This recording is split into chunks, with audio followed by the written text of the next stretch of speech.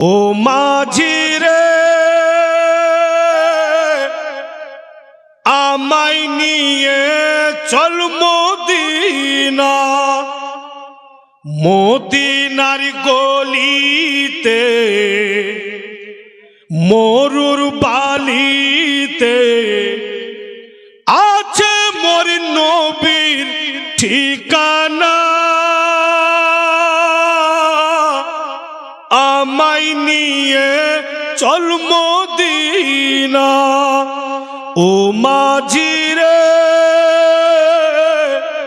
আমায় নিয়ে চল মদিনা। নবীর প্রেমে আমি আমন, চাঁদের প্রেমে চাতক যেমন। নবীর প্রেমে আমি আমন, চাঁদের প্রেমে চাতক যেমন। জীবন আমাদের ধন্য হইবে হয় যদি মদিনাতে মরণ। কে জানে কোন দিনে কোন শুভক্ষণে মিটবে মনের বাসনা।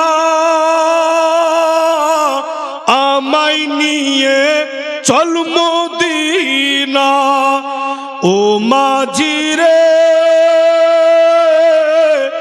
আমায় নিয়ে চল মদিনা। জোরে বলুন সুবহানাল্লাহ। বলতে অসুবিধা হয়েছে আপনাকে? মুখে ব্যথা ট্যাথা হয়েছে? খয়সা পড়েছে? সবই তো ঠিক আছে, একবার বলুন ইয়া রাসূলুল্লাহ। হযরত বেলাল আযান শুনায়, আল্লাহর ফারিস্তাগণ সালাম জানায়। হযরত বেলাল আযান শুনায়, আল্লাহর ফারিস্তাগণ সালাম জানায়।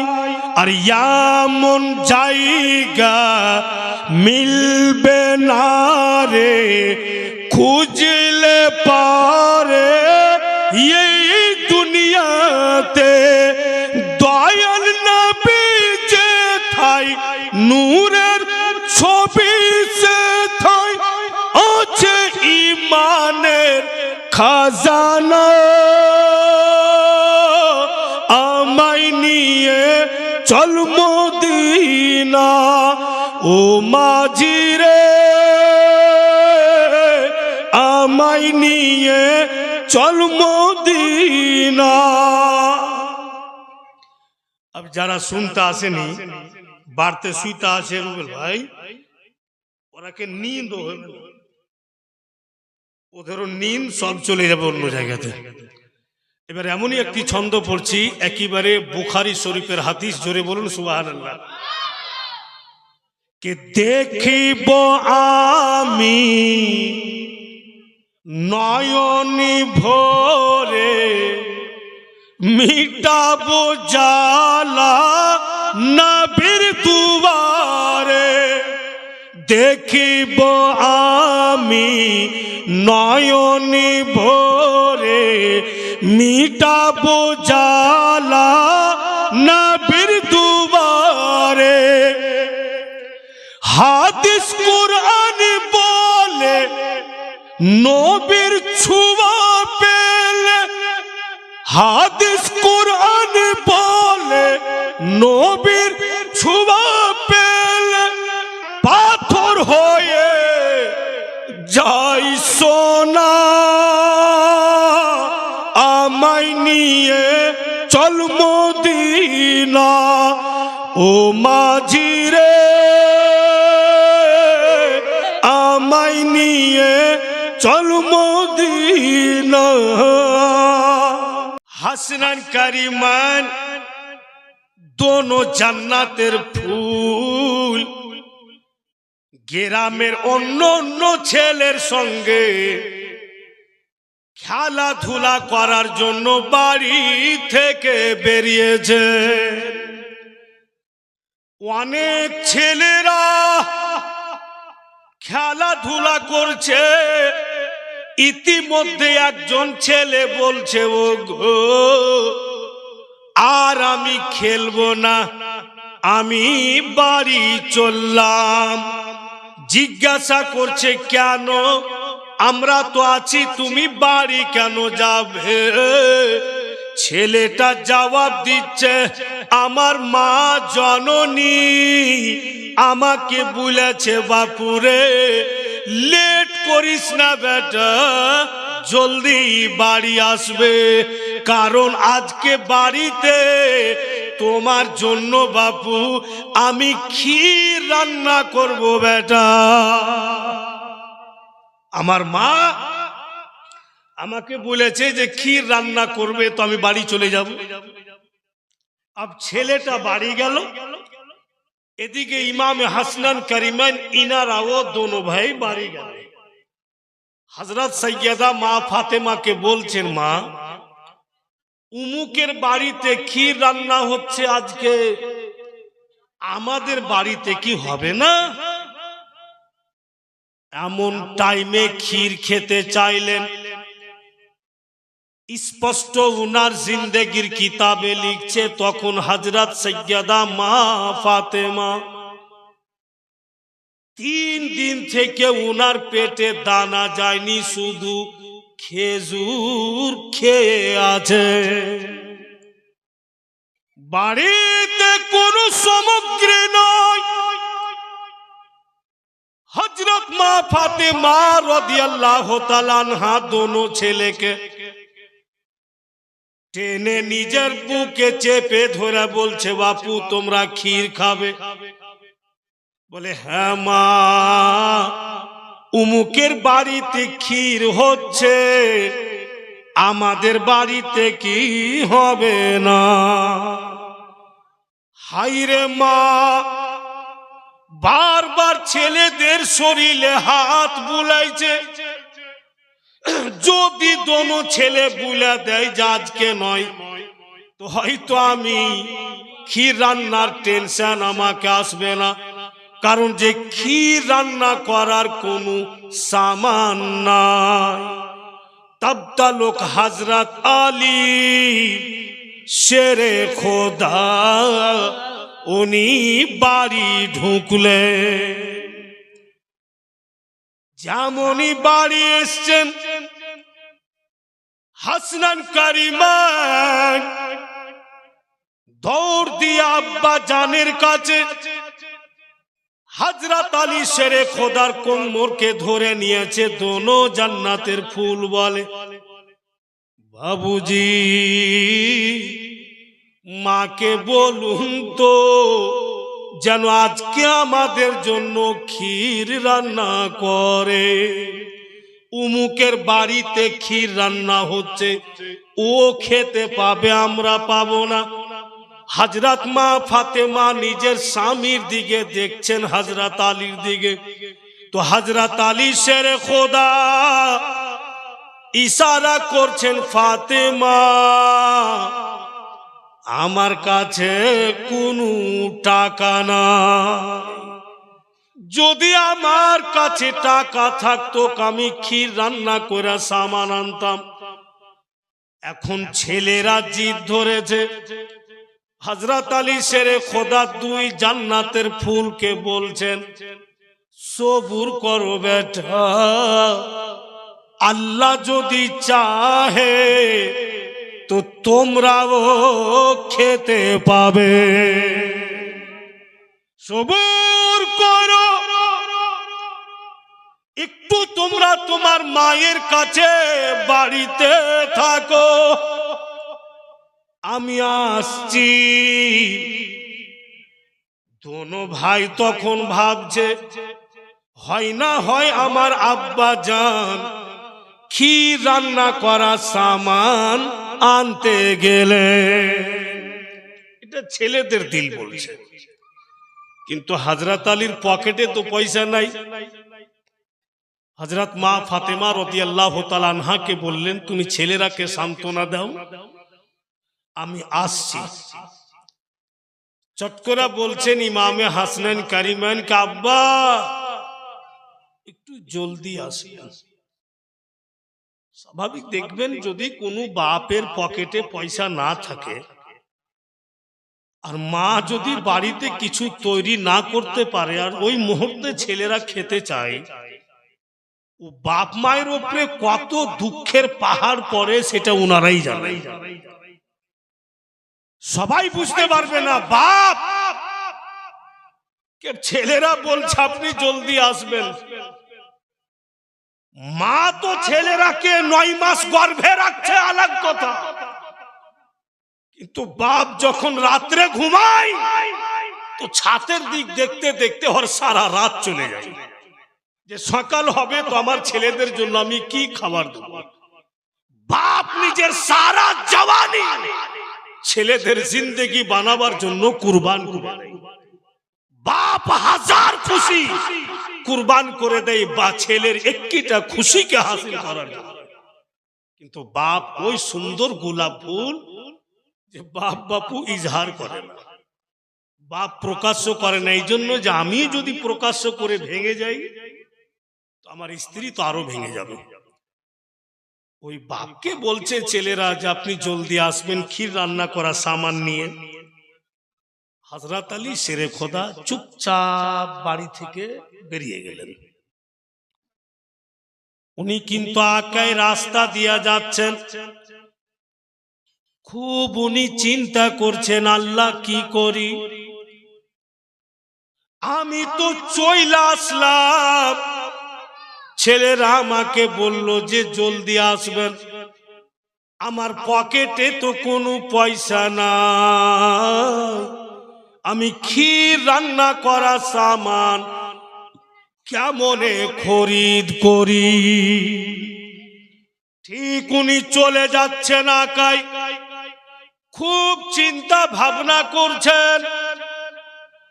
আচানক হযরত আলী শেরে খোদা রাদিয়াল্লাহু তাআলা আনহু দেখতে পাচ্ছেন একজন ব্যক্তি একটি ঘোড়ার লাগাম ধরে চলে আসছে, আর ওই ব্যক্তির পিছনে 3 জন লোক আছে। ওই 3 জন ঘোড়াওয়ালাকে বলছে, ও ঘোড়াওয়ালা, তোমার ঘোড়া দেখতে বড় সুন্দর, ঘোড়াটা বিক্রি করবে কি? আর যেই কেউ দেখবে ঘোড়াকে অবশ্য তার দিল বলবে, যদি টাকা থাকে তো বলবে আমি কিনবো। একদম দেখার মতো সাজানো গুজানো, লিখছে কিতাবে চিতকাবরা কালারের ঘোড়া, জায়গা জায়গা রুম গুলো সাদা, জায়গা জায়গা কালো, জায়গা জায়গা পিলা। মনে হচ্ছে কোন ব্যক্তি নিজের হাতে ঘোড়াকে কালারিং করে রেখেছে। এতই সুন্দর, খুবই চিকন ঘোড়া, তাই ওই 3 জন ব্যক্তি বলছে, ও ঘোড়াওয়ালা, ঘোড়াটা বেচবে কি? যত টাকা তুমি নিবে একবার তুমি মুখে বলো, আমরা টাকা দিচ্ছি, নগদ দিচ্ছি। ঘোড়াওয়ালা ওই 3 জনকে উত্তর দিচ্ছে, হ্যাঁ ঘোড়া তো বেচবো, কিন্তু মনের মতো লোক পাবো তবেই বেচবো। 3 জন বলছে যে আমরা মনের মতো নয়, আমরা ভূত, আমার কি সিং আছে, আমরা তোমাকে মনের মতো লাগি না। তো ঘোড়াওয়ালা বলছে, যত বকতে পারবো না, ঘোড়া বেচবো, আমি বেচবো, কিন্তু মনের মতো লোক পেলেই কিন্তু ঘোড়া বেচবো। এই বাবু আলোচনা চলছে তবতালুক হযরত আলী শেরে খোদা রাদিয়াল্লাহু তাআলা আনহু ওই ঘোড়াওয়ালার সামনে। ঘোড়াওয়ালা বলছে, হুজুর দাঁড়ান,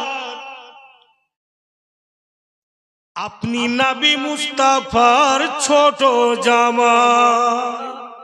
বলে হ্যাঁ। আপনারই নাম হযরত আলী শেরে খুদা? বলে হ্যাঁ। আপনি হাসনান কারিমানের আব্বা জান? বলে হ্যাঁ গো।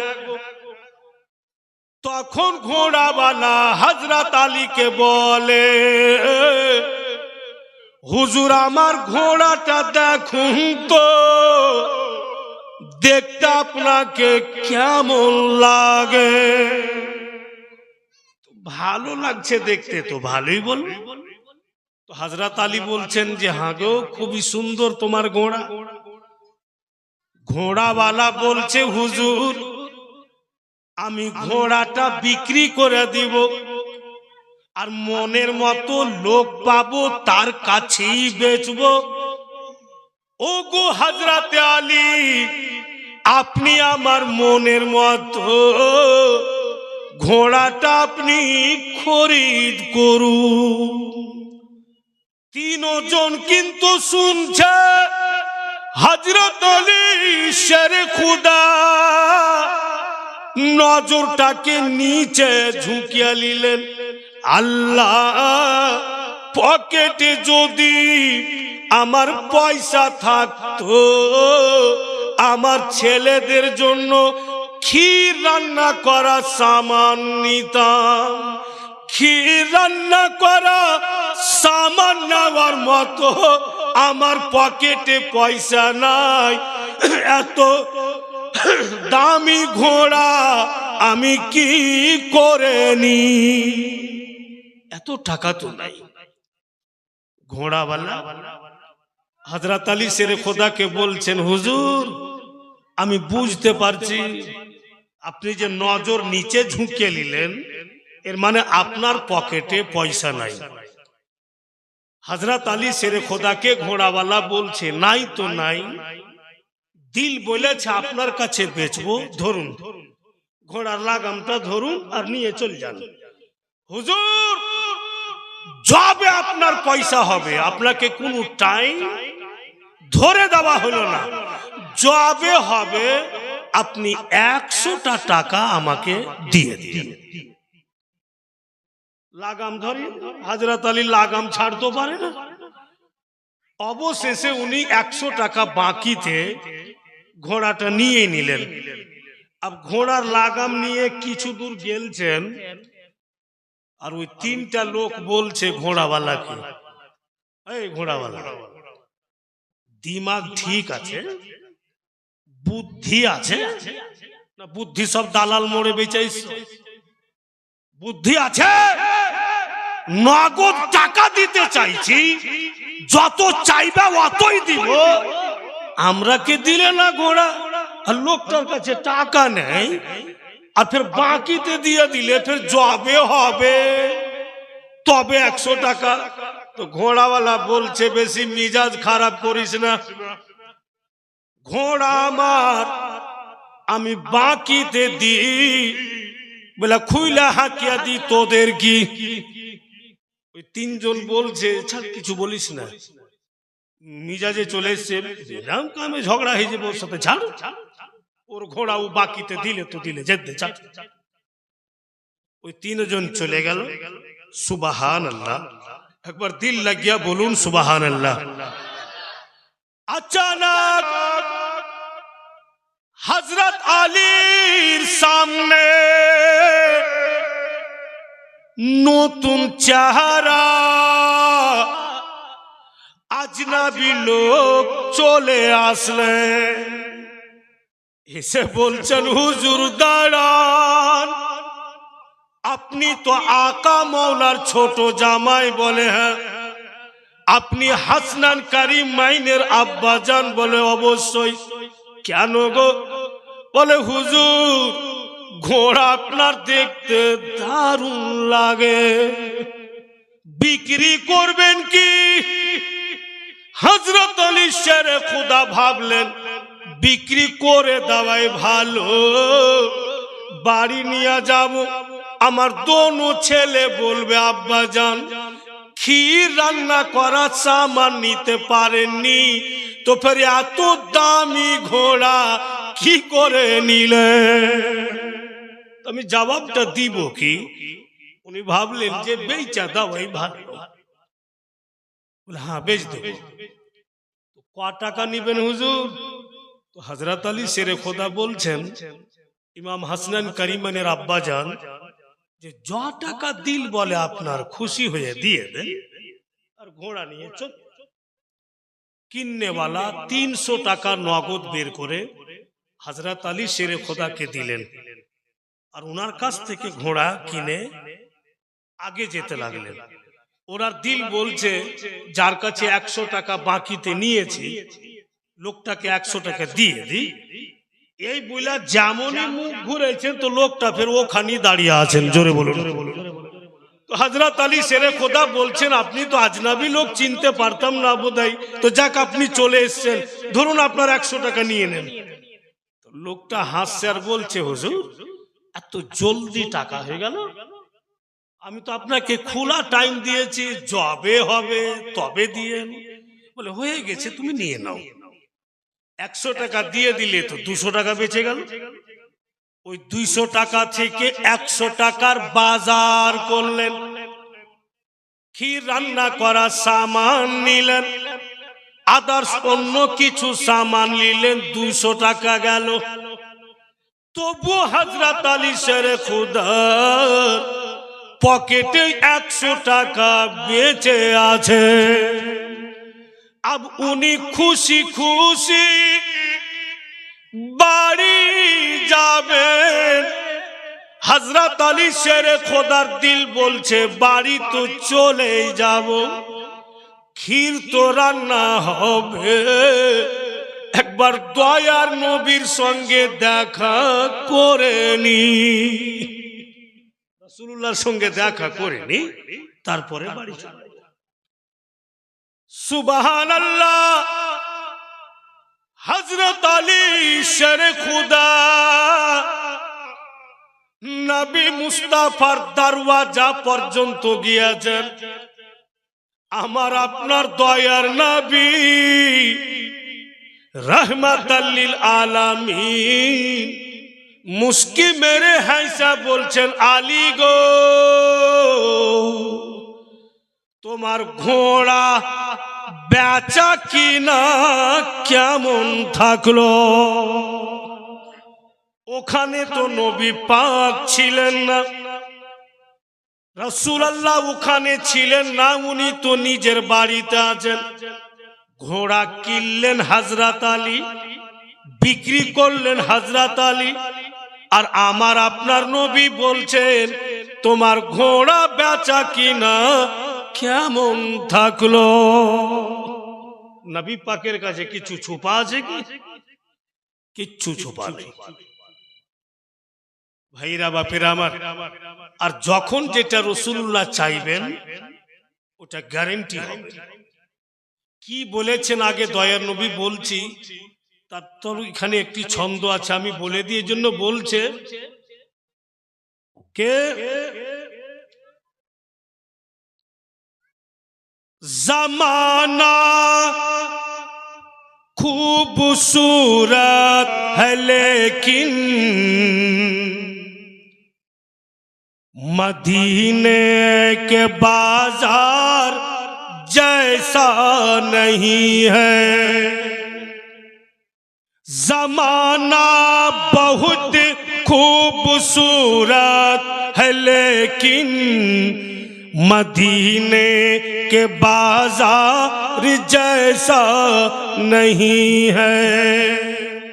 आगे बोलছেন वो चाहे तो मुश्किल को आसान कर दे, वो चाहे तो मांगी तो को सुल्तान कर दे। রাসূলুল্লাহ যদি চান তো মুশকিলকে আসান করে দিবেন, নবী আমার যদি চান তো ফকিরকে বাদশাহ বানিয়ে দেবেন, মানে সুলতান মানে বাদশাহ। তাই বলছেন ও চাহে তো মুশকিল को आसान कर दे, वो चाहे तो मांगी तो को सुल्तान कर दे, वो चाहे तो मांगी तो को सुल्तान कर दे। और नबी के दस्ते इनायत न पूछो, समंदर भी इतना कुशादा नहीं है। नबी के दस्ते इनायत न पूछो, समंदर भी इतना कुशादा नहीं है। कुशादा माने चौड़ा। রাসূলুল্লাহর হাত এমনই একটি হাত, রহমতের হাত, যা আমার নবীর হাতের মতো সমন্দর পর্যন্ত হতে পারে না। নবী আমার বলছেন আলী, তুমি কি চিনতে পেরেছো 100 টাকা বাকি দে তোমাকে কে ঘোড়া বিক্রি করেছে? আলী তুমি কি চিনতে পেরেছো যে 300 টাকা নগদে তোমার কাছে খরিদ করনেওয়ালা কে ছিল? আলী তুমি কি জানো যে ঘোড়াটা কার? আলী তুমি কি জানো যে ঘোড়া কোন জায়গা থেকে আনা হয়েছে? আলী তুমি কি জানো যে ঘোড়া এত সুন্দর কেন? তো হযরত আলী বলছেন ইয়া রাসূলুল্লাহ, আল্লাহ এবং আল্লাহর রাসূল আপনি বেশি জানেন कि घोड़ा बेचने वाला के छिलेन। खूब दिल लग गया सुनेन भाईरा बापेरा माँ बोनेरा, दयार नबी मुस्ताफा जाने रहमत बोलছেন আলী তুমি চিনতে পারোনি 100 টাকাতে তোমার কাছে যিনি ঘোড়া বেচেছেন উনি আল্লাহর ফেরেশতা হযরতে জিবরাইল ছিলেন। নবী মুস্তাফা বলেন, আকা মওলা বলছেন আলী আর 300 টাকা নগদে তোমার কাছে যিনি কিননেওয়ালা উনিও আল্লাহর ফেরেশতা ছিলেন হযরতে মিকাইল। আলী গো আর ঘোড়াটা তোমারই ছিল। জোরে হযরত আলী বলছেন আকা একটু খুইলা বলুন, আমার দিল কাঁপে, এত সুন্দর ঘোড়া আপনার আলীর কি করা হইলো? দয়ার নবী বলছেন আলী এই ঘোড়া আল্লাহ তাআলা বানিয়ে জান্নাতে রেখেছিল, এই ঘোড়ার পিঠের উপরে তুমি এবং আমার ছোট বেটি তোমরা স্বামী স্ত্রী দুইজন চেপে জান্নাতে যাবে। তোমরা দুজনের জন্যই আল্লাহ এই ঘোড়াটা বানিয়েছেন। জান্নাতি ঘোড়া বুলা এত সুন্দর লাগে। আলী গো বুলা তোমার ঘোড়া তোমার কাছে বিক্রি করেছে বুলা কোনো টাকা লাইনি, ঘোড়া তো তোমারই। নবী পাক প্রত্যেকটা শব্দ জানছেন, কিচ্ছু ছুপা নাই রাসূলুল্লাহর কাছে। তো আমরা বুঝে গেলাম যে হাসনান কারিমানের জন্য আল্লাহর ফেরেশতা জান্নাত থেকে ঘোড়া এনে বিক্রি করছেন। আর ফের আল্লাহরই ফারিস্তা খরিদ করছে যেন হযরত আলীর টাকা হয়ে যায় আর বাড়িতে ক্ষীর রান্না করা সামান্য হয়ে যায়। সব কিছু হয়ে গেল। এবার সাইয়্যিদা মা ফাতেমা রাদিয়াল্লাহু তাআলা আনহা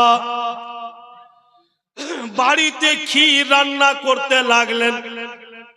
ক্ষীর রান্না করছেন আর ইমাম হাসানকে বলছেন, বাপুরে ক্ষীর যখন রান্না করছি বেটা, যাও যাও তোমার নানাকে ডেকে আনো। ইমাম হাসান আলী মোকাম ইনি কিন্তু নবী মুস্তাফার দরবারে যাচ্ছেন। গিয়া দেখছেন ইমাম হাসান নবী মুস্তাফা একটি চাদরে মাথা মুবারক থেকে পা পর্যন্ত নবী মুস্তাফা ঢাপা আছে। যেমনই কাছে গেলেন ইমাম হাসান, দয়ার নবী চাদরের ভিতর থেকে বলছেন, হাসান নাকি? বলে হ্যাঁ নানা। বলে এসো তুমি আমার পার্শ্বে লম্বা হয়ে যাও। বলছেন কিন্তু নবী পাক, বলছেন নবী পাক নিজের নাতিকে, তুমি আমার পার্শ্বে লম্বা হও। যেমনই নানা বললে নাতি গিয়ে নবী পাকের পার্শ্বে লম্বা হয়ে শুয়ে গেল। কথার বলতে পেল না যে ক্ষীর রান্না হচ্ছে চলুন। যেমনই নানার পার্শ্বে ইমাম হাসান লম্বা হয়েছেন, যে চাদর খানাতে নবী মুস্তাফা ঢাপা ছিলেন, চাদর খানা যেন বেড়ে যায়। চাদরটা বেড়ে ইমাম হাসান আলী মোকামকে বাপু ঢেপে দিলেন। আর যেমনই চাদরে ঢাপা পড়েছেন ইমামে হাসান, উনিও কিন্তু খামোশ, চুপচাপ হয়ে গেলেন। বেশ কিছুক্ষণ অপেক্ষা করলেন হযরত মা ফাতেমা, যে আমার ছেলে হাসান গিয়েছে আমার আব্বাকে আনতে, কেন নিয়ে আসছে না? এবার ইমাম হুসাইনকে বলছেন, বাপু তোমার ভাই গেলছে তোমার নানাকে আনতে, এখনো ফিরছে না বেটা, তুমি যেতে পারবে? এমন একটা কথা বললেন ইমামে হুসাইন আলী মোকাম, যে নবীর নাতির পাওয়ার দেখেন, রাসূল আল্লাহ নাতির পাওয়ার দেখেন। ইমাম হুসেন আলী মোকাম বলছেন, আপনি বলছেন যে আমি যেতে পারবো কি? মা গো, নানা যদি আসমানে থাকে তবুও হুসাইন যাবে। হযরত মা ফাতেমা ছেলের দিকে টুকটুক করে দেখতে থাকলেন। বলছে, মা জননী এবার আমি যাচ্ছি। এবার ইমাম হুসাইন গেলেন। যেমনই গিয়েছেন নবী মুস্তাফা চাদরের ভিতর থেকে ফের আওয়াজ দিচ্ছে, কে গো, হুসাইন নাকি? বলে হ্যাঁ নানা। বলে এসো তুমি আমার হাসানের পার্শ্বে লম্বা হও। বলছে তো নানা, কাটতে তো পারা যায় না। ইমাম হাসানের পার্শ্বে ইমাম হুসেন লম্বা হয়ে শুয়ে গেলেন। ফের চাদরটা বাপু বেড়ে গেল আর ইমাম হুসেন কো ঢেপে ঢেপে তিনজন হয়ে গেল এক চাদরের মধ্যে। বাড়িতে হযরত আলী শেরে খোদা হযরত মা ফাতেমাকে বলছেন, ফাতেমা গো, হাসান গেল ফিরলো না, হুসাইন গেল ফিরলো না, আমি গিয়া দেখবো কি? এখানে একটা মাসলা বেরিয়ে আসবে, মা বোনেরা একটু ধ্যান দাও। কে বলছেন? হযরত আলী। কাকে বলছেন? নিজের স্ত্রীকে। যে হাসান গেল ফিরলো না, হুসাইন গেল ফিরলো না, তো আমি গিয়া দেখবো কি? চট করে হযরত মা ফাতেমা হযরত আলীর হাতখানাকে ধরে নিয়েছেন, ধরে নিয়ে বলছেন, সরতাজ আমার, ও গো মাথার তাজ, আপনার দিল যদি খুশি হয়ে যেতে চাই তো যান। এখানে কি নসিহত বের হলো? হযরত মা ফাতেমা প্রমাণ করে দিলেন, ও দুনিয়ার মা বোনেরা, বেটিরা, খবরদার কখনো নিজের স্বামীর উপরে হুকুম চালায়ও না। উনি শিক্ষা প্রদান দিলেন।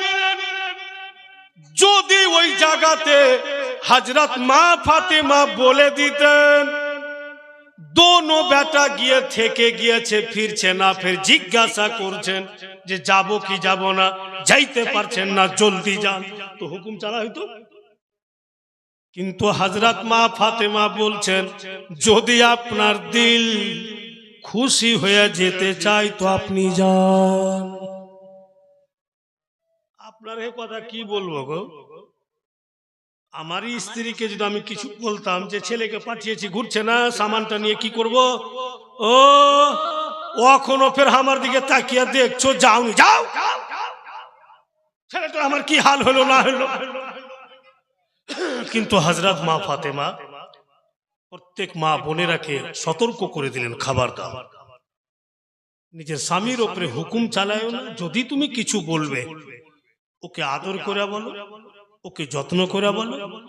আর যখনই স্বামী যদি রেগে যায়, বেটিরা, মা বোনেরা, খবরদার ওর চোখের সামনে থাকিও না, ততক্ষণ ওর সামন থেকে সরে যাও। কারণ যে ছেলে মানুষ, তুমি যদি তর্ক লাগিয়ে দিবে স্বামীর সাথে, ও বেটা ছেলে তো রাগ সহ্য করতে পারবে না, দুই চার মুক্কা তোমাকে মের দিলে তোমারই নাক মুখ চাপা।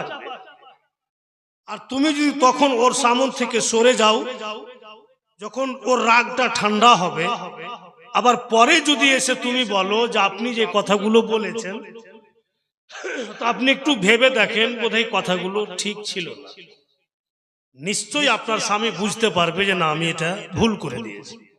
আর তখন যদি করো, মা মায়ের পড়বে, বেশিও যদি মায়ের না পড়ে তো হালকা কিছু পড়বে। এরকম হচ্ছে, অনেক জায়গাতে হয়েছে। পিয়ারপুর বাজারের পাশে একটা নদী আছে, ছোট্ট, আর নদীর এই পারে ফের বড় মাঠ আছে, বাড়ি ঘর আছে, তারপরে গঙ্গা। এটা তো কথাবার্তা স্বামী স্ত্রীতে হচ্ছে, হতে হইতে কিন্তু রাত্রে খেতে দিয়েছে, আর সামনে ওর স্ত্রী বসে আছে, খাওয়াচ্ছে, খাচ্ছে ওর স্বামী, কি কথা নিয়ে কিন্তু তর্ক হয়ে যায়। বেটা ছেলের মিজাজ, কিন্তু খাওয়া দাওয়া ছেলে দুই চার কিল দামাদাম ওকে দোক মেরে দিয়েছে। এই বিচারা সকালে উঠে চায়ের দোকান গেছে, তো চায়ের দোকান থেকে বাড়ি ফিরছে, তো ওর স্ত্রী বাড়তে নাই। তো পড়োশি তোর চাচিকে বলছে, চাচি তোমার বৌমা নেই কেন? আরে বেটা, তুই রাইতে মেরেছিলি? ও তো মারিনি, দু চার কিল মেরেছি। তর্ক করছিল তাই বলে, ওই জন্য বৌমাটা বকছিল খুব, যে আমাকে মারবি, আমিও থাকবো না। আমার বাপ যেটা গরু দানে দিয়েছে, গরুও রাখবো না। দৌড়ে যে দেখছে তো খুঁটাতে গরুও নেই। মানে আগে দিত গরু, সাইকেল, ঘড়ি, এগুলো দান দিত। বেরাদার গরু খুলা বাপের বাড়ি যাইছে। ই পাগলা বলছে, চাচি তোর বহু যে ডুবে মরে যাবে গে, বন্যার টাইম, নদী ভৈরা আছে একবার। আর ওই পার আমার শ্বশুরের বাড়ি, দৌড় দিয়ে যাইছে, হাই কি করবো, কেন হাত লেড়েছিল।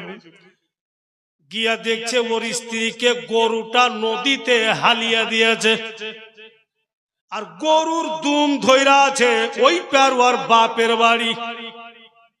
ই পাগলা নদীর কিনারা থেকে বলছে, জীবনে মারবো না, কখনো বড় কথা বলবো না, ওগো তুমি আমার জীবন সাথী, গরুর দুম ছাড়িও না, ছাড়লে তো ডুবা মরবে, তো দুমটা ধরে থাকো, চলে যাও, আমি পরে গিয়ে তোমাকে নিয়ে আসবো। হ্যাঁকড়া ছিল বলে তো ঝগড়া হয়েছে, তোর কথাই শুনবো না, তুই মারলি, দুম ছেড়ে দিনু, গরু দুম ছেড়ে দিলে তার ডুবা মরবে। তো যখন ডুবা মরবে তো পানি ভাগছে ফারাক্কা, ই খোঁজ করতে যাইছে উজান রাজমহল। তো গোটা পিয়ারপুর বলছে, এরে খেপা, পানি ফারাক্কা যাচ্ছে, এদিকে যা।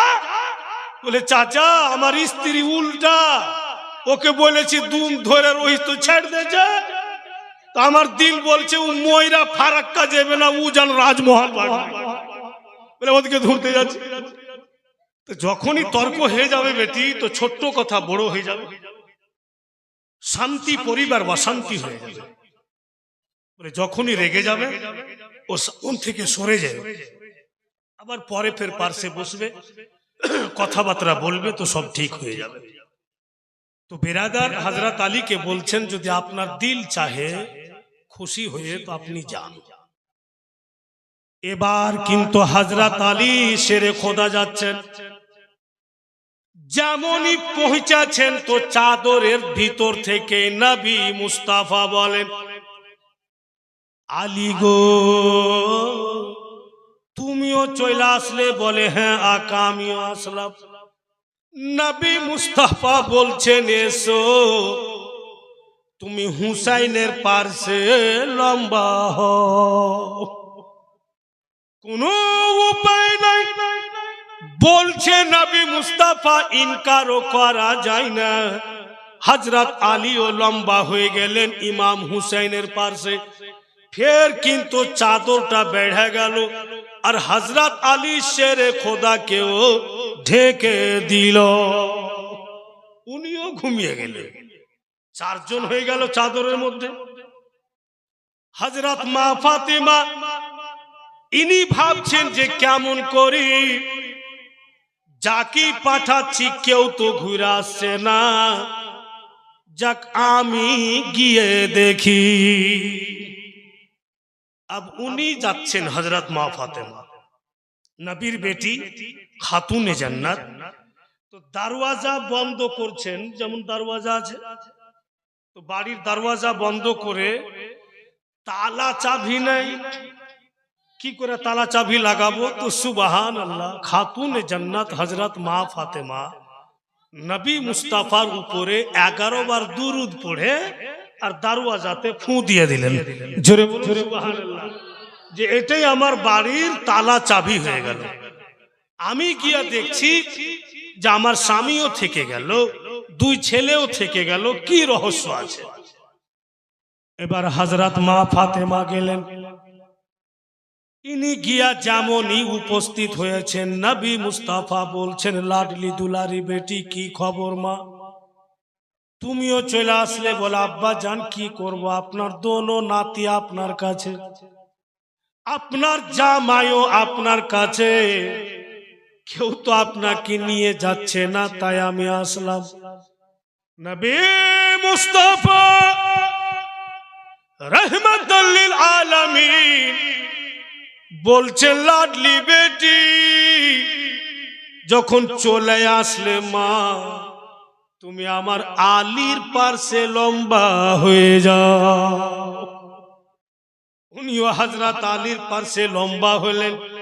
ফের চাদরটা বেড়ে হযরত মা ফাতেমাকে ঢেপে দিল। 5 জন এক চাদরের মধ্যে। কি এমন মধু আছে চাদরে, যেই কেউ চাদরের মধ্যে যাচ্ছে কেউ কিন্তু বেরিয়ে আসছে না, ঘুমিয়ে যাচ্ছে। 5 জন চাদরে, এই 5 জন কি বলা হয়েছে? 5 পাঞ্জাতন। ইনারাই হচ্ছেন 5 পাঞ্জাতন। নবী মুস্তাফা, হযরত আলী, হযরত মা ফাতেমা, ইমামে হাসান, ইমামে হুসাইন। এটাই একটা পরিবার বাপু। এই পরিবারের সাথে যদি কেউ গাদ্দারি আর দুশ্মনী করে তো জান্নাত পাওয়া তো দূরে থাক, জান্নাতের নিকটে যাওয়ারও ক্ষমতা নেই। এই পাঁচটা এমনই জিনিস, পাঁচ পাঞ্জাতন। ভুলেই বাপু বাংলা ভাষাতে বলছে, আপনাদের বাঙালি ভাষাতে, কে পাঞ্জাতনের প্রেমে যে জন রোজা রাখিবে, আল্লাহ তাআলার রহমতে সে যে ভালো থাকিবে। জোরে বলুন। পাঞ্জাতনের প্রেমে যে জন রোজা রাখিবে, আল্লাহ তাআলার রহমতে সে যে ভালো থাকিবে।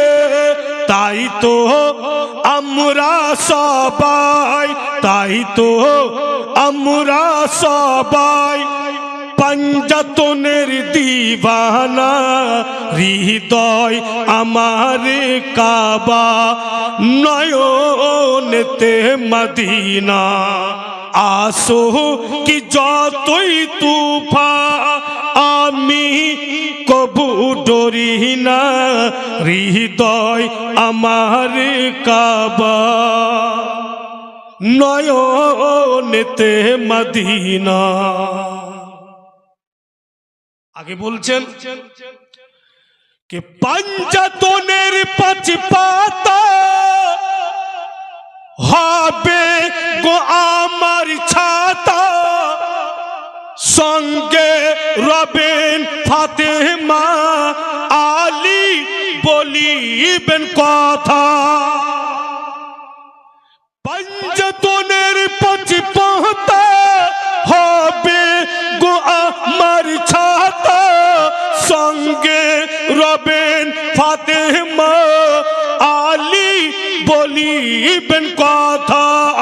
হাসান দিখাবেন আলো, হাসান দিখাবেন আলো, হুসাইন দিবেন ঠিকানা, হৃদয় আমার কাবা, নয়নেতে মদিনা।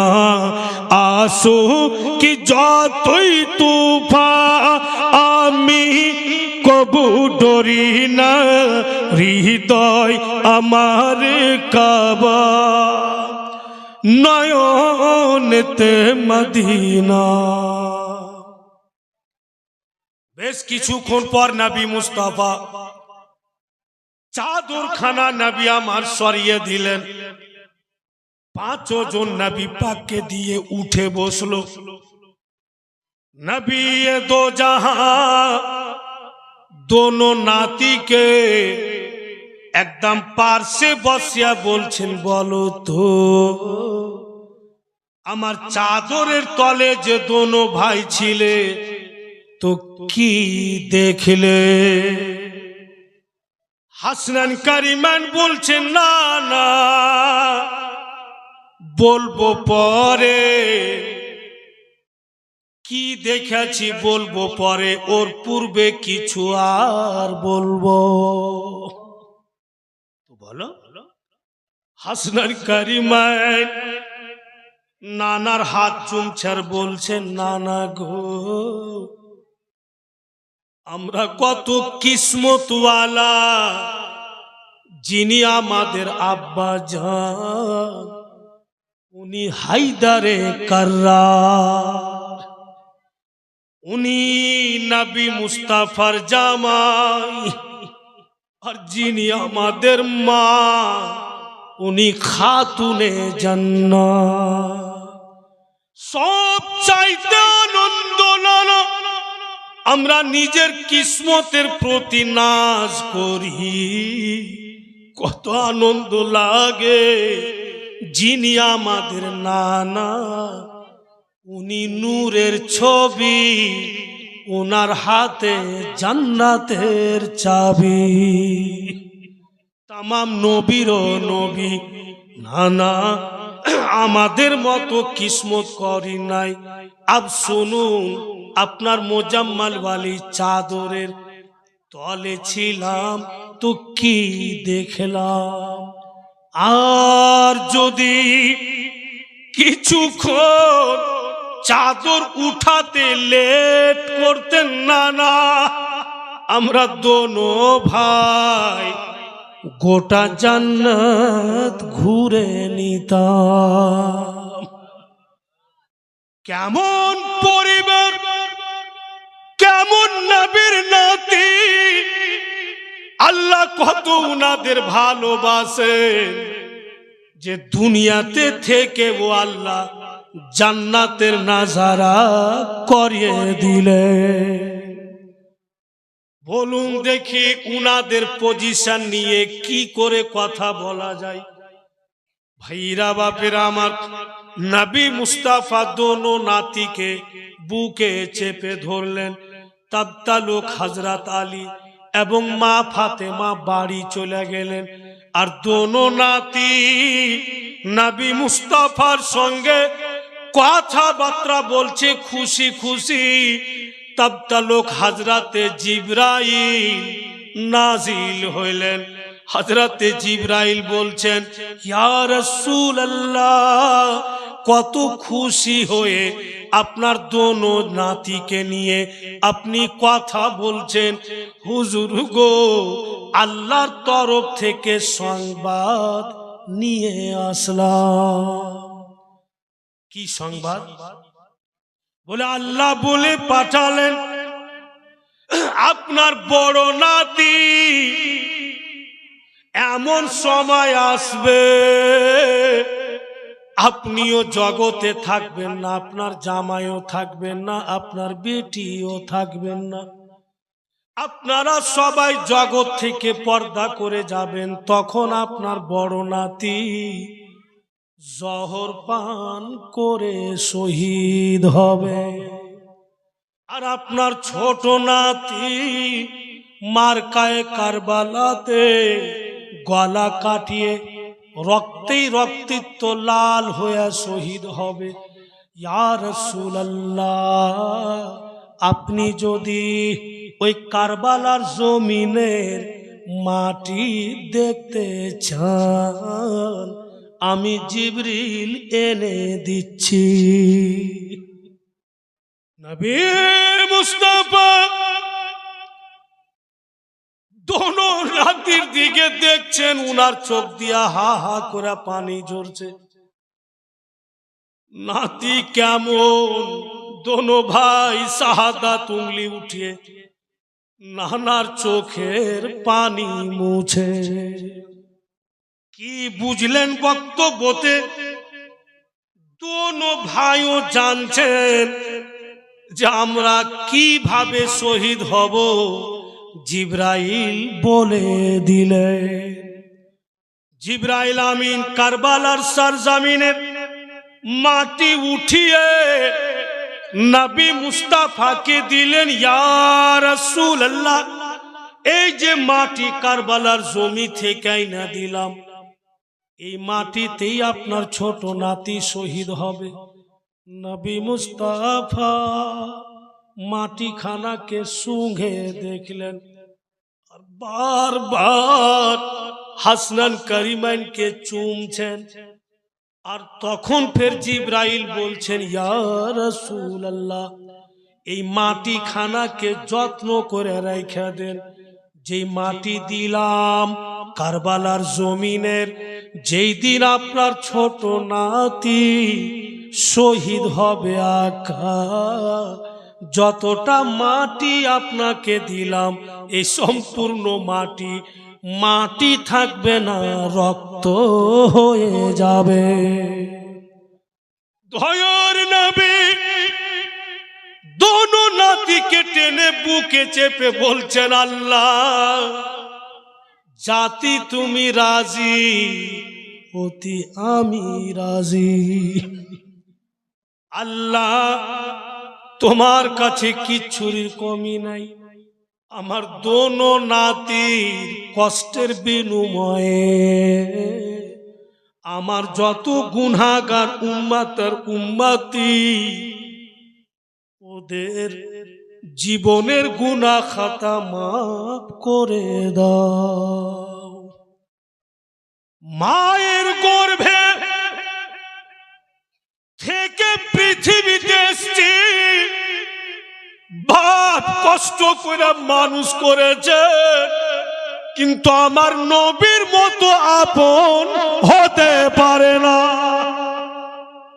আমাদের সবচাইতে আপন নবী মুস্তাফা, উনার মতো আপন কেউ হতে পারে না।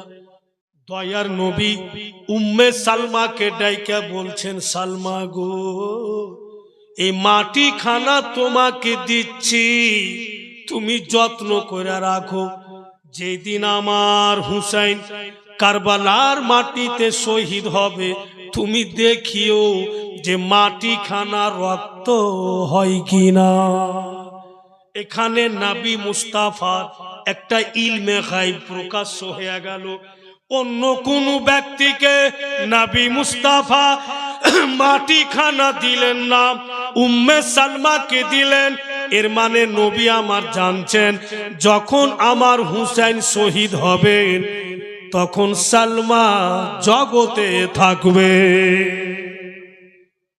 বলে উম্মে সালমাকে মাটি খানা দিলেন। ওদিকে হযরত মা ফাতেমা বাড়ি গিয়ে অপেক্ষা করছেন, কি ব্যাপার, কেন আসছেন না। এবার কিন্তু ফের হযরত মা ফাতেমা নবী মুস্তাফার দরবারে যাচ্ছেন। গিয়া দেখছেন বন্ধু, দোনো নাতিকে নবী পাক বুকে চেপে জার জার হয়ে কাঁদে। হযরত মা ফাতেমা বাপের সামনে গিয়ে বলছেন, আব্বা জান, কি হয়েছে আপনাকে বলুন তো। যদি কোনদিন আপনি দুঃখে ছিলেন বা কষ্টতে ছিলেন, আর যদি আমার দুই ছেলেকে আপনি পেয়েছেন, তো তামাম দুঃখ আপনি ভুলে যান। আজকে আমার দোনো ছেলেকে বুকে চেপে কেন কাঁদেন। নবী পাক বলছেন, বেটি, আমি তোমার ছেলেদের নানা, আমি তো কেঁদে কেঁদে সহ্য করছি রে মা, কিন্তু পেটে তো তোমার ছিল, তুমি দুধ পান করিয়েছো, তোমার ছেলেরাকে গর্ভে তুমি রেখেছো মা, তোমাকে বলবো তো তুমি সহ্য করতে পারবে না। হযরত মা ফাতেমা বাপের চোখের পানি মুছছে আর বলছে, আব্বা জান, এমন কথা কেন বলছেন বলুন তো। যদি হাসনান কারিমানের মা আমি, তো আজকে ওদের মা, প্রথমে তো আমি আপনারই বেটি। বলুন আমাকে, ইনশাআল্লাহ আমি সহ্য করব। তখন নবী মুস্তাফা পূর্ণ ঘটনা খুলে শোনালেন। কে জিব্রাইল এসেছিলেন, আমাকে সংবাদ দিয়ে গেলেন, তোমার বড় বেটা জহর পান করে শহীদ হবে, তোমার ছোট বেটা মার্কায়ে কারবালাতে গলা কাটিয়া শহীদ হবে। ওই সমাতে না আমি থাকবো, না তুমি থাকবে, না আলী থাকবে। হাইরে মা ফাতেমা, জিন্দগি ভোর ও মা বিটিরা, হযরত মা ফাতেমার যদি প্রশংসা করেন তবু হক আদায় হবে না বেটি। হাইরে নবীর বেটি হাসনান কারিমাইনের মা চট করে উজু করলেন, আর উজু করে বাপের সামনে বইসা বলছে, একটি কথা বলেন তো, আমার দুই কলেজার টুকরা কোন রাস্তাতে শহীদ হবে, কোন পথে আমার ছেলেরা শহীদ হবে। দয়ার নবী বলছেন, মা, ইসলামের মান সম্মান বাঁচাতে গিয়ে শহীদ হবে, মুমিনের সিনাতে ঈমান বাঁচাতে গিয়া শহীদ হবে। হযরত মা ফাতেমা বলেন, তবে আমার দোনো ছেলে আল্লাহর রাস্তাতে শহীদ হবে। বলে হ্যাঁ মা।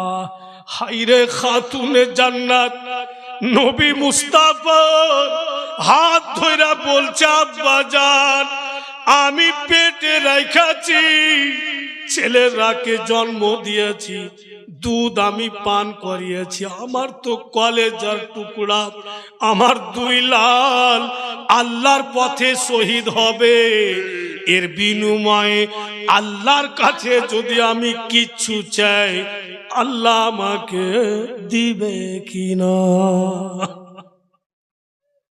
নবী মুস্তাফা বলে বেটি কিছু তুমি চাইবে তো আল্লাহ দিবে কিনা তুমি বলছো? সে কথা নয় রে মা, তোমার দুই ছেলে শহীদের কষ্টের রক্তের বিনিময়ে তুমি যা কিছু চাইবে আল্লাহ তাআলা তোমাকে দিবে মা। তুমি শুধু চাও আল্লাহ দিবে। হাইরে খাতুনে জান্নাত জায়নামাজ বিছিয়ে দিলেন।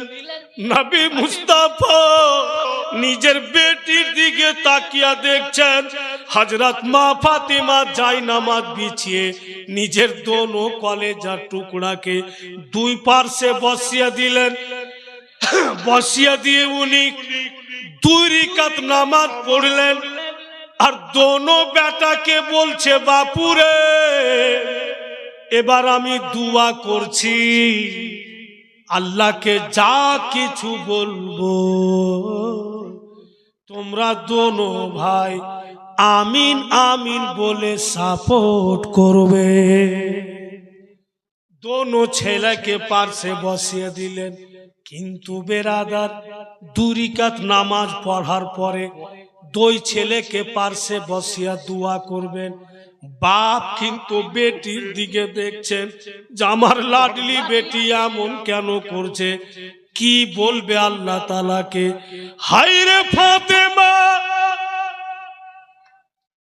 দোনো হাত উঠিয়ে বলছে আল্লাহ আমার হাসান জহর পান করবে, গলা জ্বলবে, বুক জ্বলবে, পেট জ্বলবে, ছেলে আমার কত মা বুলা কাঁদবে, কত আব্বা বুলা কাঁদবে, আমরা কেউ থাকবো না। আমার হুসেন মার্কায়ে কারবালাতে গলা কাটিয়া শহীদ হবে, ছেলের কত রক্ত যাবে, আমি তো মা, আল্লাহ আমার দুই ফুল তোমার পথে কুরবান হবে, শহীদ হবে।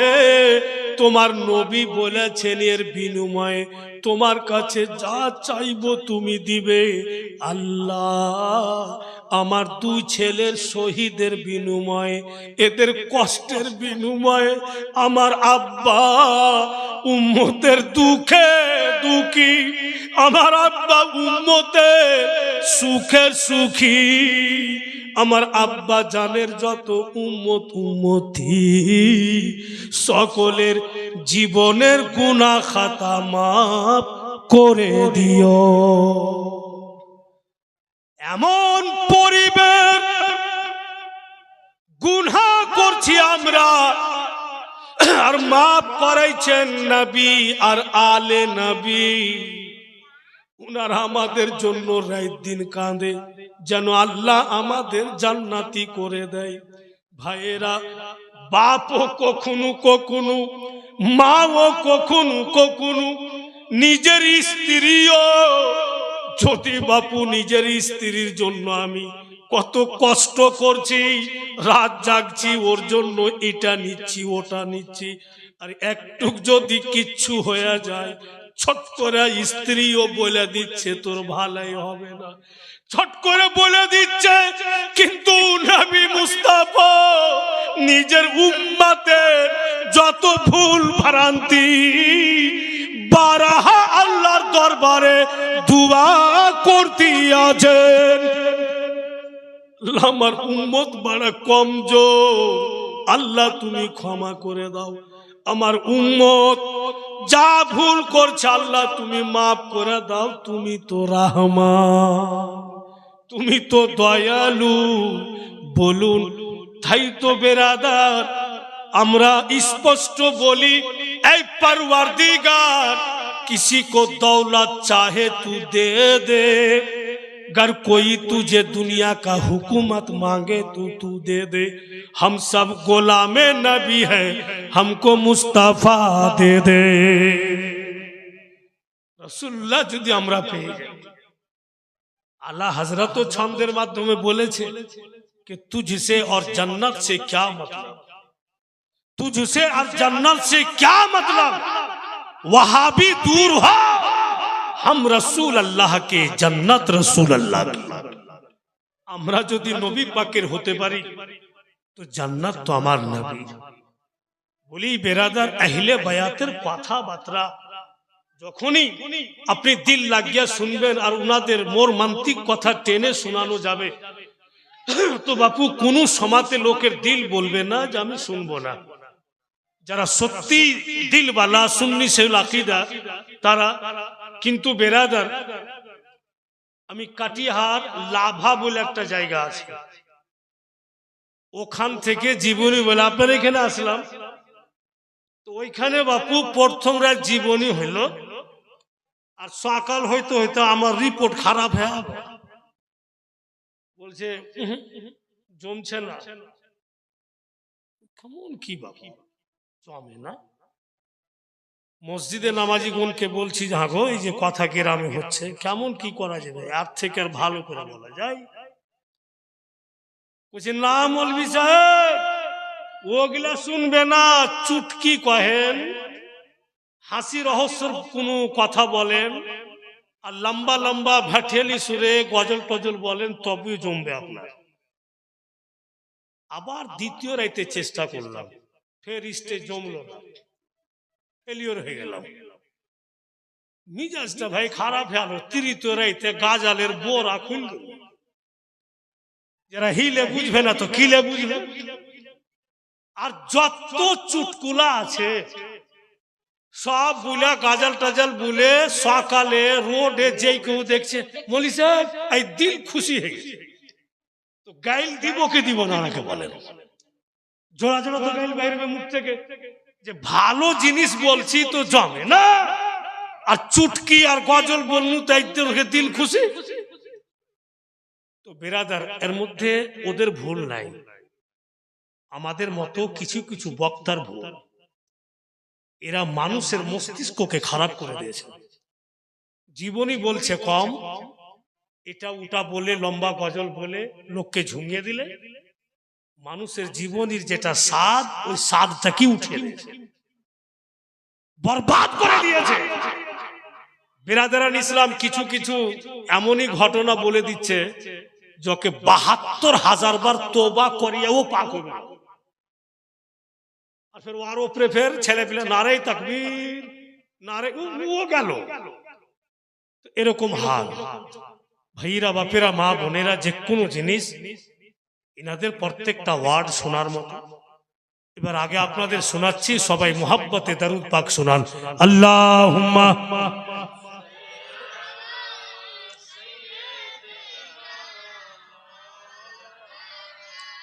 মোহাম্মদ ওয়ালা আলে।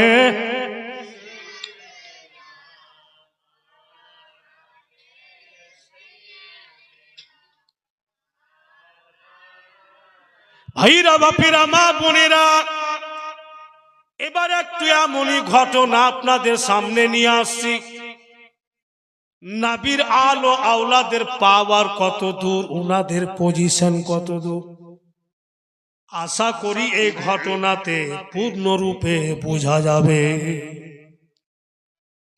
কাল কি বলেছিলাম যে হযরত উসমান গনি ইনিও নবী মুস্তাফার জামা,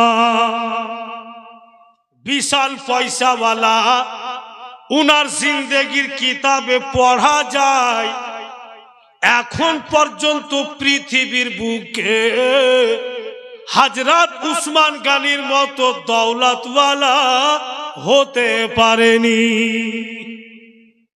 উনিও নবী পাকের জামাই, ওই হযরত উসমান গনি নিজের গোলামরাকে বলছে, ও গো বেরিয়ে যাও, কিছু কিছু গোলাম বেরিয়ে যাও, চতুর্দিকে লোকজনকে খবর দিয়া দাও যে হযরত উসমান গনির বাড়িতে ভোজ লেগেছে, সবাই যেন খেতে আসে। আর কিছু কিছু গোলামকে বললে তোমরা খাবার তৈরি করো। তো হযরতে উম্মে কুলসুম, তখন হযরত রোকেয়া দুনিয়াতে ছিলেন না, হযরত উম্মে কুলসুম ছিলেন নবী পাকের বেটি। হযরত উম্মে কুলসুম বলছেন, ওগো দাওয়াত করতে যাচ্ছ, কিন্তু জান্নাতের দুটা ফুলকে ভুলে যেও না। কে? ইমামে হাসান, ইমামে হোসেন। দাওয়াত করতে বললেন, কিন্তু যারা মুর্শিদাবাদের বক্তার মুখে জীবনী শুননেওয়ালা বা বাংলাদেশের বক্তাদের মুখে জীবনী শুননেওয়ালা কিছু কিছু লোকেরা, বক্তাগণ হালকা পরিমাণে কয়েকজন, ওরা স্পষ্ট স্টেজে বলেছে যে গরিব বুইলা মা ফাতেমাকে হযরতে কুলসুম দাওয়াত করেননি। স্পষ্ট স্টেজে বলছে, একদম ঝুট, সরাসর মিথ্যাবাদী। এই ছোট মোটো কিতাবে এই ঘটনা যে লিখেছে তার লেখা ও ভুল। এত রহস্য কি আছে? হযরত উম্মে কুলসুম তো বলেই দিলেন যে দুই জান্নাতের ফুলকে ভুলিও না, ওদের বাড়ি তো সংবাদটা দিয়ে দিও। কিন্তু গোলামেরা অনেক দূরে দূরে খবর দিতে দিতে ওদের স্মরণ ছাড়া হয়ে গিয়েছে। আর সত্যি মানুষ যখন কোনো কাজের চাপে থাকে তো দেখবেন কিছু না কিছু, কোথাও না কোথাও একটু কিছু ছুটে যাচ্ছে।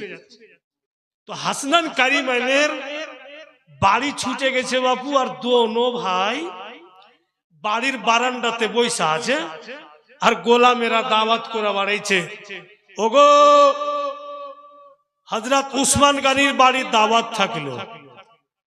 দোনো ভাই শুই না চট করে বাড়ির মধ্যে যা বলছে, মা আমার খালুর বাড়িতে ভোজ লেগেছে, আমরা যাব মা, আজকে মন ভরে খালুর বাড়িতে আমরা খাবো, আর খালার কোলে একবার আমরা বসবো। দোনো ভাই বলছে, কিন্তু গোলামেরা দাওয়াত করতে করতে উনার বাড়িটাই ছেড়ে চলে গেল দাওয়াত করে। স্মরণ ছাড়া হয়ে গেছে, দাওয়াত করেনি। আর ওইদিকে হযরত উসমান গনি দু একজন বন্ধুকে নিয়ে নিজেই নবী পাককে আনতে গিয়েছে। এবার রাসূলুল্লাহকে নিয়ে হযরত উসমান গনি বাড়ি আসছেন। যেমনই আমার আপনার নবী বাড়ি থেকে বের হলেন আর কদমখানা বাহিরে রাখলেন, হযরত উসমান গনি কলম কাপি উঠালেন, আর নবী পাক হেঁটে হেঁটে উনার বাড়ি যাচ্ছেন। তো জয় ডাক হেঁটা যাচ্ছেন গো। হযরত উসমান গনি নবী পাকের কদমগুলিকে গিনে গিনে কাপিতে নোট করছে। সাহাবাই কেরাম বলছেন, উসমান এমন কেন করছো তুমি? নবী মুস্তাফা তোমার বাড়ি হেঁটে হেঁটে যাচ্ছে, তো তুমি ওনার ডাকগুলোকে গিনতি করে কাগজে কেন লিখছো? তো হযরত উসমান গনি বলছেন, কতগুলো গরিব বাবা মায়ের ছেলেরা পয়সাওয়ালার বাড়িতে গিরবি রাখা আছে, না টাকা দিতে পারছে, না গরিব ছেলেরাকে আজাদ করতে পারছে।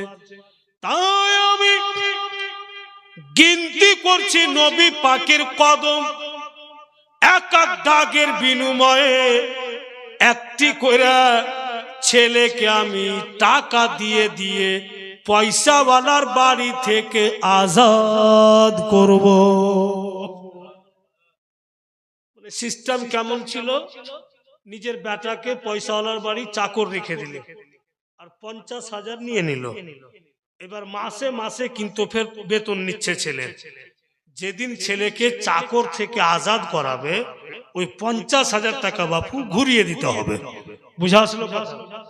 কিন্তু না ঘুরিয়ে দিতে পারছে, না ছেলেরাকে আজাদ করতে পারছে। তাই হযরত উসমান গনি উনি বলেছিলেন যে জয় ডাক নবী পাক হেঁটে যাবেন, এক এক ডাকের বিনিময়ে একটি করে গোলামকে আমি কিনে কিনে আজাদ করে দেব। নবী আমার মুস্কি মেরা হাসলেন আর ডাক বাপু লম্বা লম্বা করে দিলেন, যেন আমার উসমানের গিনতিতে কম হয় আর আমার উসমানের খরচ কম হয়। এখান থেকে মডেল হেঁটে যাবেন, ছোট ছোট ডাক করেন তো গিনতিতে বেশি হবে, একটু লম্বা লম্বা করবেন তো গিনতিতে কম হবে। তো যখন হযরত উসমান গনি ডাক গন্তি করছেন, এক এক ডাকের বিনিময়ে একটি করে গোলাম আজাদ করবে, তো নবী আমার নিজের কদমকে লম্বা করে দিলেন যেন গিনতিতে কম হয়, উসমানের খরচ কম হয়। নবী পাককে সঙ্গে করে যখন বাড়ি গেলেন, তো বাড়িতে বন্ধু একেবারে প্রত্যেকের চেহারা ভারী। হযরত উসমান গনি রাদিয়াল্লাহু তাআলা আনহু বলছেন, তোমাদের চেহারা ভারী কেন? বলে মালিক সাহেব আজকে তো লোক চলে এসছে, বোধহয় অপমান হয়ে যাব। বলে কেন? বলে যতটা খানা বানিয়েছিলাম আর ঢেপে রেখেছিলাম, চাদর সরিয়া দেখছি একটাও খানার রং খানার মতো নয়, একেবারে কয়লার মতো হয়েছে। কি করে লোককে খাওয়াই? সাইয়্যিদনা হযরত উসমান গনি মাথাতে হাত তুলে দিলেন, এই রকম ঘটনা কেন?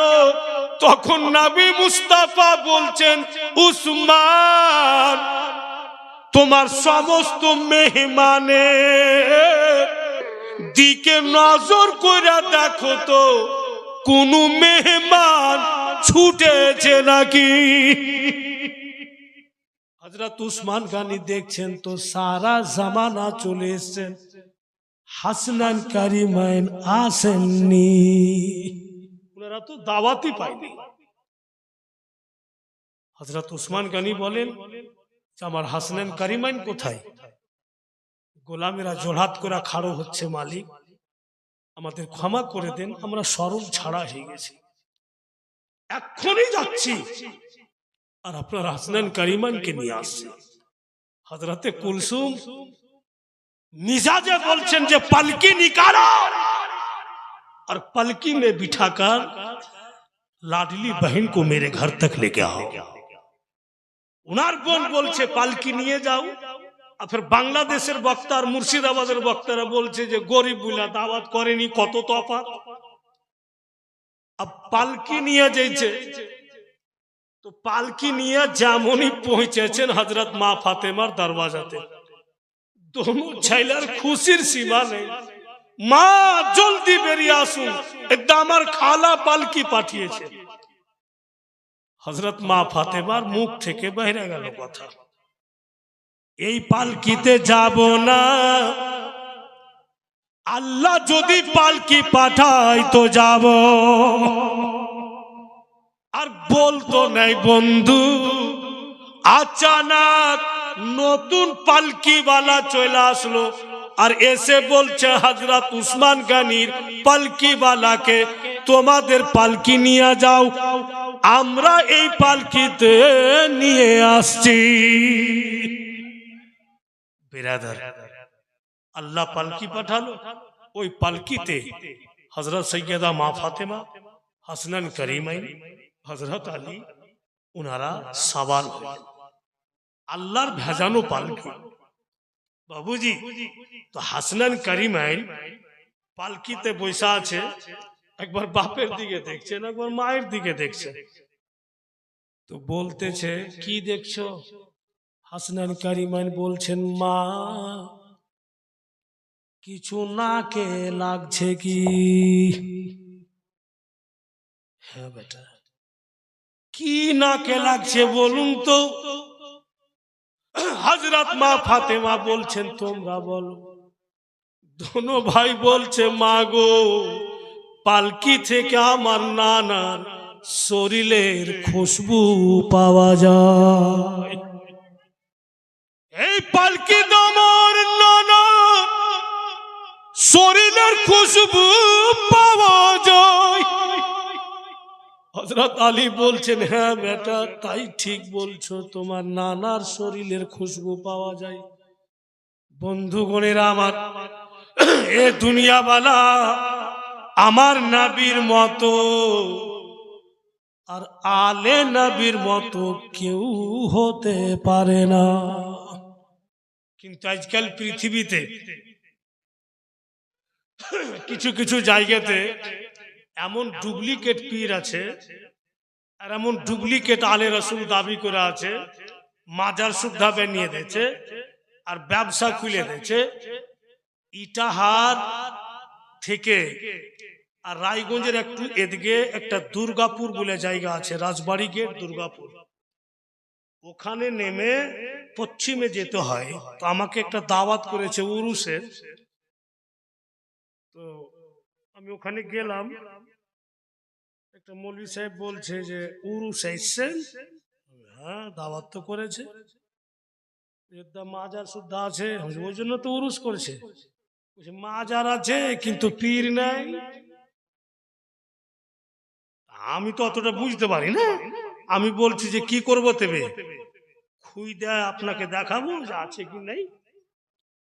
আমার বাড়ি ঝাড়খণ্ড, আমাকে দাওয়াত করেছে, আমি এসছি, আর আপনি আমাকে একজন আলিম হয়ে বলছেন যে আপনারাও এই সব জায়গাতে আসছেন। আমি তো পারদেশি, আপনি বলছেন মাজার আছে পীর নেই, তো আমি তুমি কোদালি নিয়ে আসি আর খুইটা দেখি যে পীর আছে কি নাই। বলছে আপনি রেগে গেলেন, সে কথা নয়, কথা কিছু আর আছে। কি আছে বলুন? বলে এটা মৌলভী সাহেব কোনো মাজার নেই। মানে আগে রাস্তাটা খুব শর্ট ছিল, আর একটা পানওয়ালা হাটে যেত, বাড়িওল ঘাট হাটে পান বেচতে, আর বর্ষার দিন আর পান সাইকেলে বুঝা আছে, আর কেমন করে স্লিপ করে সাইকেল থেকে নিয়ে পড়ে যায়। তো যেটি পান ভালো ওইটিকে উঠিয়ে এলেছে, আর যেটি নষ্ট হয়েছে পড়ে ধরা আছে। ই বাঙ্গাল যাইতো ওই দিন হাটে, ওর টোটাল পান বিকে গেছে। তো তারপরে হাটে ও বাঙ্গাল ফের যাইছে, আর সাইকেল খাড়ো করে ফের দু চারটা পান লিয়া ওইখানে যাতে রাখবে, যে এটা পড়ে শুনু বলে বিক্রি হয়েছিল, রেখ দিলে ফের ওই দিনও বিকিয়া গেল। আব আলুওয়ালা দেখছে ওকে যে রে পান রেখে যাইছে, তোর সব পান বিকে যাইছে। আলুওয়ালা ফের সাইকেল খাড়ো করে আলু বাহির করে ফেলে। তো সবাই তো দেখছে, এক মাস্তান জুব্বা উব্বাওয়ালা, ঝুমকা ঠুমকাওয়ালা, ই দেখতে পাইলে যে আল্লাহ তুই রোজগারের রাস্তা বাহির করে দিলি। ই মাস্তান যার ঘেরে দিল লাল কাপড় দিয়ে, আর ওঠে বসে বসে কিছু জানে কি না জানে, আল্লাহ খালি ফু ফা চালু হয়। বাঙাল যাই ও মাস্তান বলে দিলে যে আমাকে স্বপ্নে দেখিয়েছে এখানে বুজরুগ আছেন, এই যে মাজার হয়ে গেল। বেরাদারান ইসলাম ভাইরা বাপেরা আমার, এত বাঙাল জায়েদ গোলমাল আছে, সাজদা করছে গো, সাজদা করে দিচ্ছে, কিন্তু না, वो जितना बड़ा वली क्यों ना हो, चाहे इमाम हसन हो, चाहे इमाम हुसैन हो, चाहे गौसे आजम हो, चाहे ख्वाजा ख्वाजगा हो, सजदा हरा सजदा नहीं किया जाएगा। वो खुदा नहीं, खुदा तो वो है जो पैदा करता है, खुदा को कोई नहीं बनाता। अल्लाह तो वही व्यक्ति जो अल्लाह सारा जगत के बनाते, अल्लाह के क्यों बनाते। बिरादरान इस्लाम, ताजिम अर्थे चुम्बो, ताजिम अर्थे माथा झुकाबो, আর এই কারণে সুন্নিয়ত বরবাদ হয়ে গেল। এখন ছানবিন করে দেখা যাচ্ছে তো সুন্নিয়ত কমছে, ওয়াহাবিয়াত বাড়ছে, রাফিজিয়াত বাড়ছে। বড় বড় খতিব বাঙালি আসলো আর চলে গেল। একটা প্রমাণ তো করিয়ে দাও যে একটা ওয়াহাবিকে সুন্নি বানিয়ে দিবে। ক্ষমতা নেই, পারবেই না প্রমাণ করতে। বিরাদার ও আপনার ঝোলা বেড়ে চলে উল্টা আমারই বাচ্চা চাষা ওয়াহাবি হয়ে গেল। আমাকে বলছে আমার খানদানের লোক, আরে বাবা কত আর পীর পূজা করে করে পেট চালাবি, আমারই খানদানের লোক বলছে। আমার তো চোখ বড় বড় হয়েছে, কি করবো রে, এর তো ঝামেলাই খাড়ো করে দেবে। এই একটা হলো, কাল দুটা হবে। আমি এক দাদার পোতা, অন্য দাদার এক পোতা, এমন পচা ওয়াহাবি হয়েছে আর গোটা বাড়ি সুন্নি, আর এখন গোটা পরিবার ওয়াহাবি। কিসের রাগে জানেন? বলে দি কথাটা। ওর মেয়ের বিয়ে লেগেছিল, আর যখনই সুন্নি যাইছে তো ডিমান্ড, এত টাকা লাগবে, এই লাগবে, ওই লাগবে। আর যখন ওয়াহাবি যাইছে নো ডিমান্ড, কোন ডিমান্ড। আর জেহান বাবু খারাপ, যেই মাযহাবে জীবন যাপন করছে সুন্নিয়াতে, বিনা টাকাতে আমার মেয়েকে বিয়ে করবে না। আর এরা তো কত সুন্দর পার্শ্বে বসছে, ডিমান্ডের কোনো কথাই বলে না। বেরাদারান ইসলাম, আমাদের নিশ্চয়ই কোথাও না কোথাও মিস্টেক হচ্ছে, নিশ্চয়ই কোথাও না কোথাও আমাদের ভুল হচ্ছে, যার কারণে আমাদের ভবিষ্যৎ তারাক্কি হচ্ছে না। ভাইরা বাপেরা, হাসনান কারিমানের জীবনী শুনলে ঈমান ও আকীদার কথা আসবেই। ইনার জীবনী শুনলে ঈমান ও আকীদার কথা আসবেই। তো যাই হোক বেরাদার, তো আমি বলছিলাম যে হাসনান কারিমান যখন পালকিতে চলে আসলেন, নবী মুস্তাফা দোনো নাতিকে বলছে এসো, দোনো নাতিকে সঙ্গে করে নবী পাক বলছেন নাতিগণকে শুনো, চাদরের ওপরে আমি হাত দিচ্ছি, তোমরাও দোনো ভাই হাত দাও। আর আমি যেমন চাদর ধরবো, তোমরাও চাদর ধরে টানো। ঠিক নবী আমার চাদরে হাত দিলেন, দোনো নাতিও হাত দিলেন। যেমনই রাসূলুল্লাহ চাদরে হাত দিয়ে টানলেন, দেখছেন বন্ধু যেমন কারখানা তেমন হয়ে যায়। এখানে বন্ধু গুণীরা আমার দিল খুলা বলতে ইচ্ছা করছে, আজকে হাসনান কারিমাইন নবীর নাতি, জান্নাতি জওয়ান গুণের সরদার, যতক্ষণ খানাতে চাদরে হাত দেয়নি, নবী পাকের সঙ্গে খানার চাঁদ মানে রং কালো ছিল, আর যখনই হাত দিলেন তো খানার রং ঘুরে আসলো। সেই রূপ হাসনান কারিমানের ইশক মুহাব্বত যদি দিল থেকে বের করে দি, দিলের মধ্যে উনাদের মুহাব্বত না রাখি, ঈমান বন্ধু অন্ধকার হয়ে যাবে। ঠিক লোকজন খেলো, সবাই কিন্তু পেট ভরে খেলো, খেয়ে কিন্তু সবাই আপনা আপনা বাড়ি চলে যায়। আব দেখেন বাপু দিল ছুয়া কথা, হযরত আলী বাড়ি গিয়ে বিছানাতে এক দিবসে লম্বা হয়ে আছে।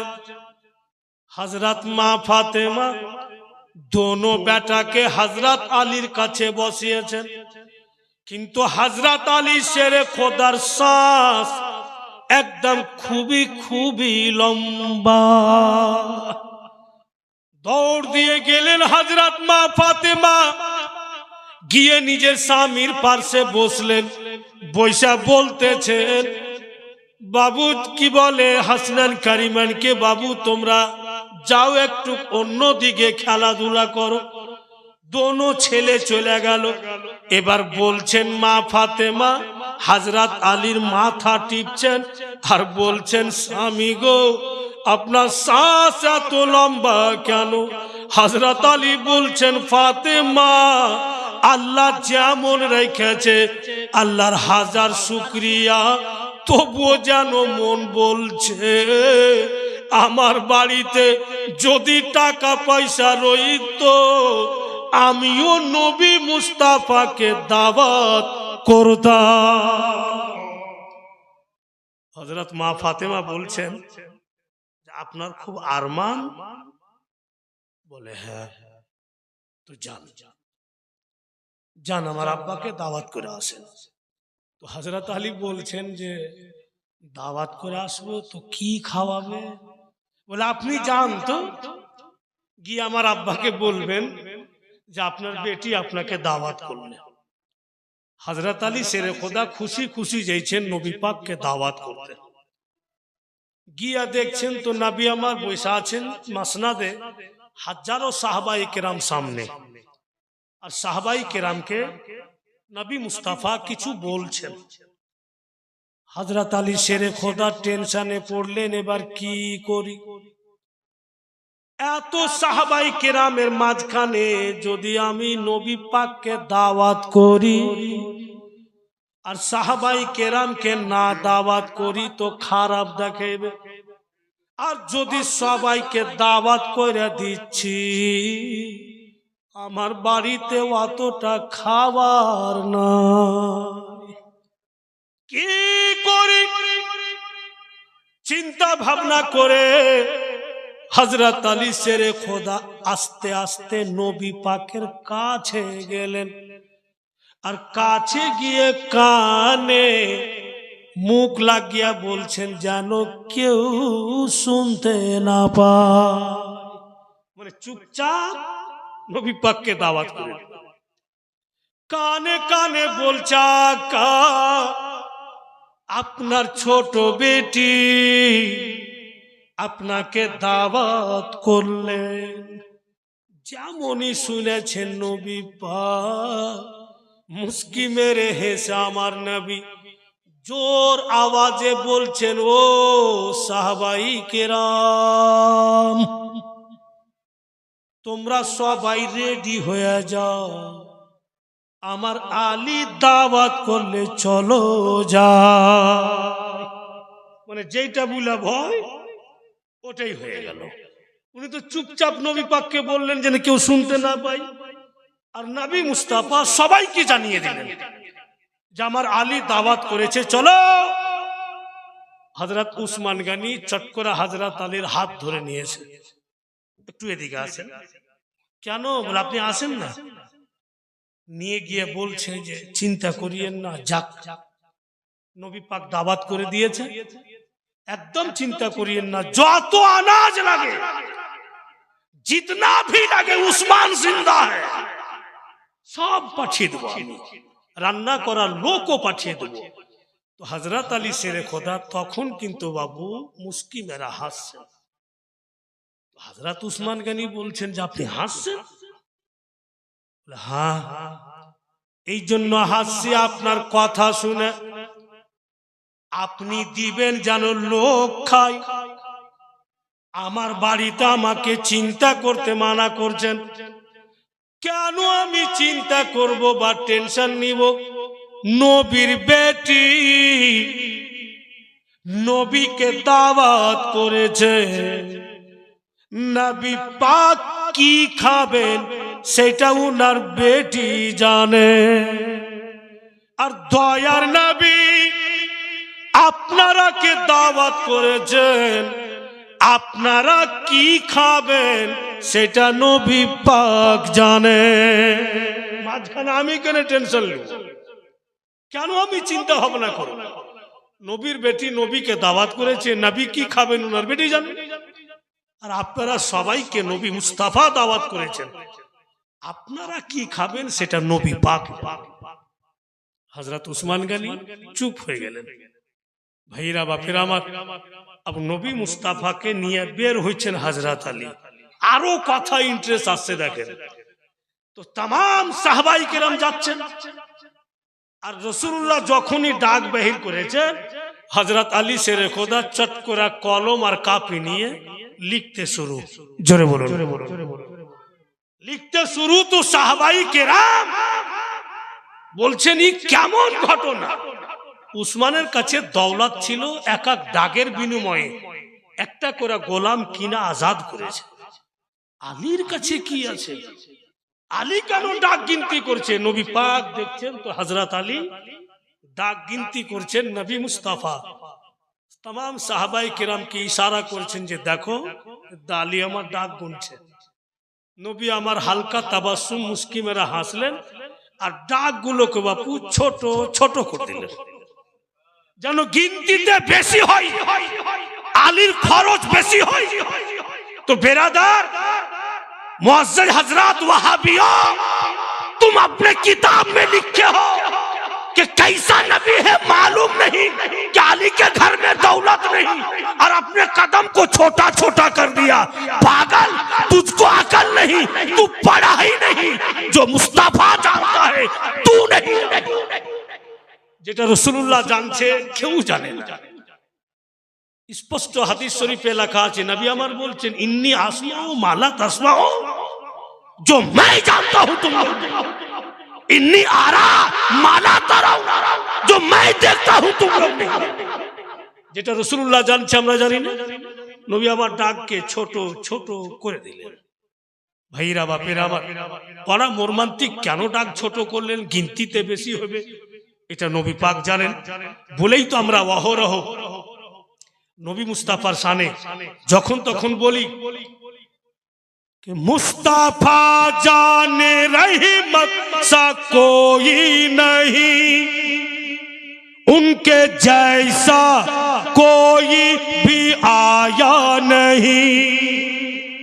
मुस्ताफा जाने रहमत सा कोई नहीं, उनके जैसा कोई भी आया नहीं।